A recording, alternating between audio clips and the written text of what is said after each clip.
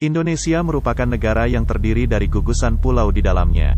Keindahan alam serta budayanya yang masih terjaga termasuk hal mistis yang turun-temurun. Siapa yang tak tahu Gunung Salak?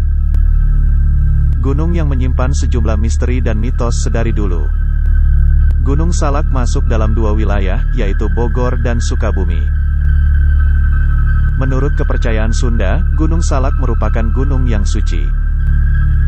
Hal tersebut dikatakan lantaran Gunung Salak menjadi tempat hilangnya Prabu Siliwangi dan terdapat petilasan kerajaan Pajajaran.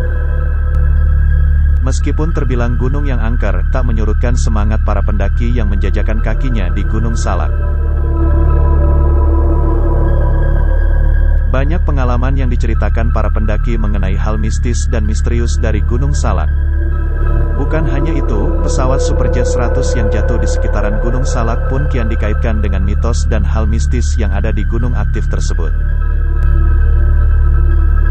Kisah horor yang ada di Gunung Salak mengalir dan melengkapi cerita legenda yang hadir di tengah-tengah masyarakat. Beragam cerita horor yang sudah melekat di Gunung Salak seperti adanya sosok nenek renta di sisi tebing, suara jeritan minta tolong di lokasi dekat jatuhnya pesawat Sukhoi, hingga lantunan suara gamelan yang membuat bulu kuduk merinding begitu mendengarnya. Misteri yang terkenal dari Gunung Salak salah satunya yaitu Puncak Manik. Manik merupakan salah satu puncak Gunung Salak yang diyakini menjadi kawasan kerajaan gaib Pajajaran. Puncak Manik seringkali ditutupi kabut tebal yang datang secara tiba-tiba atau angin yang berhembus secara kencang. Salah seorang menuturkan atau bercerita mengenai pengalaman mistisnya ketika mendaki di Gunung Salak.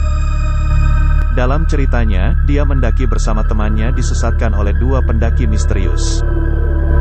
Ketika sedang meditasi di base camp Cidahu, dia mendengar sayupan suara yang memanggil namanya. Namun begitu melihat ke tenda, ternyata temannya masih tertidur.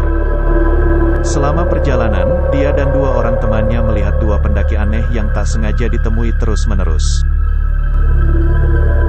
Ajaibnya mereka malah mengikuti dua pendaki misterius tersebut yang akhirnya membuat mereka tersesat.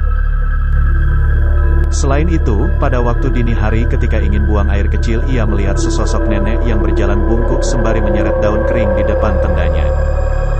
Karena sangat shock, begitu tersadar hari sudah pagi dan keadaannya ia tertidur di depan tenda sama persis waktu dia melihat nenek tersebut. Percaya atau tidak, begitu banyak kejadian dan di luar nalar dari pengalaman para pendaki di Gunung Salak. Meskipun dipikir secara logika dan rasionalitas, kejadian mistis masih menjadi misteri yang belum terpecahkan.